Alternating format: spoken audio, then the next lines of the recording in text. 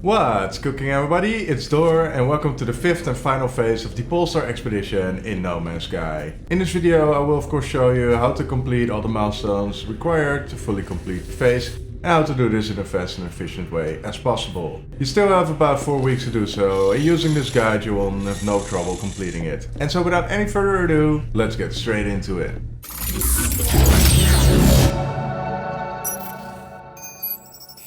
So once again, you have the log 5 milestone, which will require you to read the crew's log, but you cannot do so until you are in the system of the 5th rendezvous. So make sure to check the rendezvous 5 milestone and to walk up to the freighter warp map. Follow the expedition route, my first warp being into the Helios system.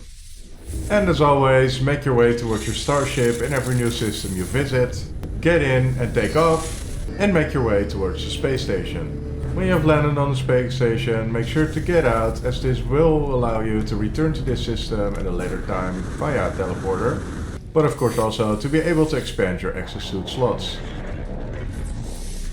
And then go ahead and make sure to also summon the anomaly, and to make your way all the way towards the back, as you can unlock a second slot per system on the anomaly. And once you've done so, return to your bridge and interact with the freighter warp map to follow the expedition route, my second jump being into the Takit system. My third warp being into the Aikiki Gook system, and the fourth and final warp is into the target system, Kariash.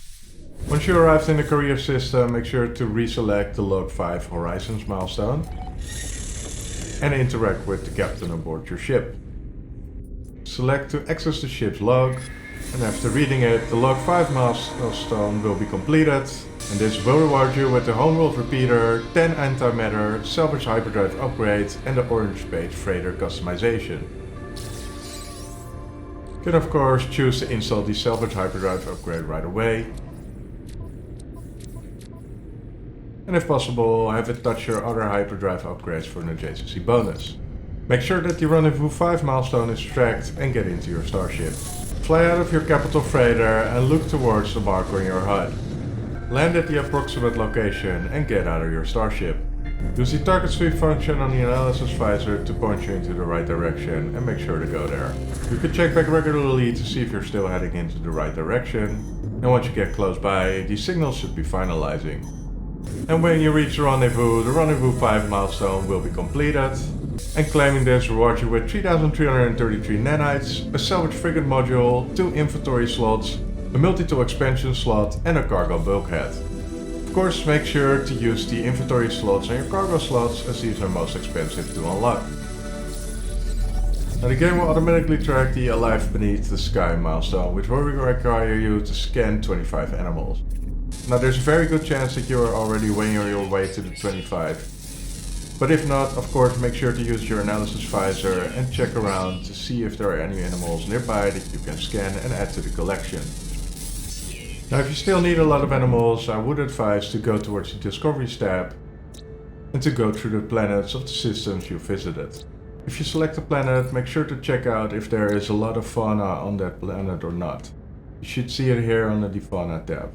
Then I would recommend to also select the fauna itself, as you'll get a list and see if they are rare, uncommon or common. This planet has a lot of fauna, but only 2 common flying animals and the rest of them are rare. So it might not be the best one, but it's an okay planet to visit. Another one in the same system is the Eurigor planet. It's a rainy planet with a high fauna count, 9 different species of fauna, of which some are uncommon, a lot of commons underwater and a few rare ones, so that would be a better choice. And it also seems to have ancient bones, so you might as well collect some in the process to make sure to earn some more units. So unfortunately the perfect planet does not exist, and such is the case for Eurigor, as it is a planet with aggressive sentinels and frequent storms.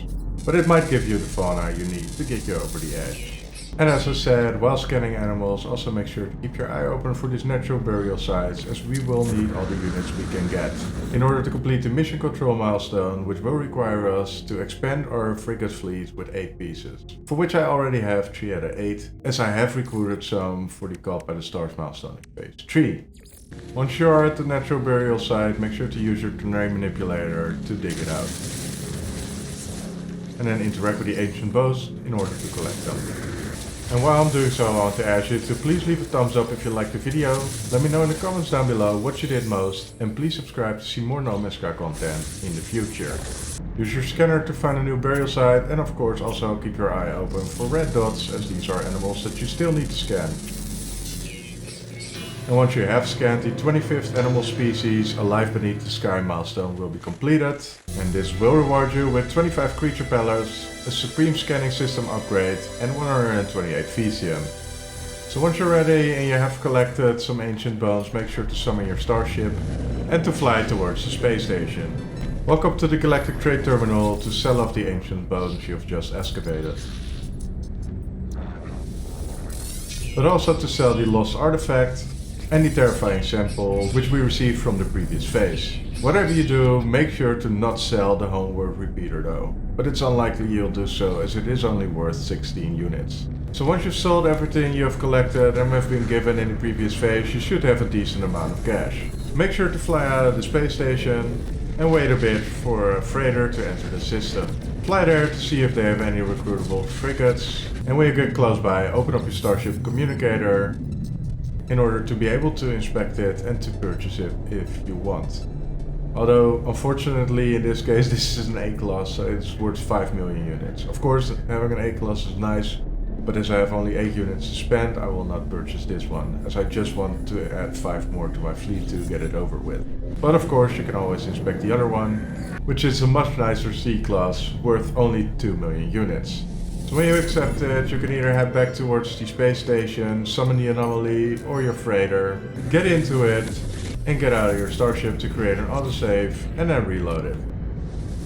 Once you have, you can fly out of your freighter again and repeat the process. And once you have purchased your 8 frigates, the mission control milestone will be completed, and this milestone will reward you with a salvage fleet fuel unit, a salvage fleet trade unit, a salvage fleet mining unit and a terrifying sample, which you can of course easily sell at the space station to regain some units. Make sure that the Deep Sleep Cruise milestone is selected. Open up your inventory and then hover above the homeworld repeater and select broadcast. Once you do so, make sure to pulse drive, and while pulsing you'll see that the Deep Sleep Cruise is trying to scan wavelengths for traces of home. Once you get the message that a signal response is detected, make sure to exit the pulse. The live raft shall appear before you. Make sure to open up your starship communicator to communicate with it. Select attempt contact. Select salvage plans. And once you've done so, the Deep Sleep Cruise milestone will be completed. And if you claim the milestone, it will reward you with the Singularity engine plans. Now for the final milestone, the Superluminal milestone, you will need to install the Singularity engine upon your freighter. Make sure to summon your freighter, land on it, and then you can open up the freighter's inventory and choose to install technology. Select the Singularity engine, which will require 3 crystal sulfide, 120 ionized cobalt, and 1 warp hypercore. After you've installed the Singularity engine, make sure to head up to the bridge and to speak to the commander. Here you can select the Engage Singularity engine. And once you've done so, the Superluminal milestone will be completed. And claiming this milestone will reward you a chromatic warp shielding plans, a temporal warp computer plans, a salvage hyperdrive upgrade and hyperdrive plans. And this will of course also conclude the 5th and final phase, so make sure to also collect the reward, which is the Seeker title, the Polestar Expedition decal plans and a Polestar Expedition banner customization. And then finally also make your way into the final phase to claim the main reward for the Polestar Expedition, which is the Child of Helios companion egg. And it will of course give you the message that you have completed the expedition and that the save will convert to a standard save. As always, I'll make sure to showcase you all the items you've just unlocked briefly before ending this video. So the Polestar Expedition decal costs 20 carbon to place down, and this is what the decal looks like. Of course, the decal of a freighter, who would have expected. Now the banner customization itself looks like this, also again with the freighter coming back. And of course you can select the title to have your gamer tag followed by the seeker. It will look a lot like this. Of course you can play around with the colors and everything and etc. And then of course for the main reward, the reward we have all been waiting for, and that is the Child of Helios companion, which is of course based on the Child of Helios, which you'll meet during the Living Ship quest, but can now also be found in the wild in asteroid fields. And that was all for this video. I will have to say that I've read online that if you do not complete the optional phase in the second phase, that you will still need to wait until you can fully conclude this expedition. If you do, you can however collect all the rewards and then your save will automatically be converted into a normal save file right away. But other than that, that was really all for this video. I hope it was to good use of you and that you enjoyed it, and I hope to see you in the next one.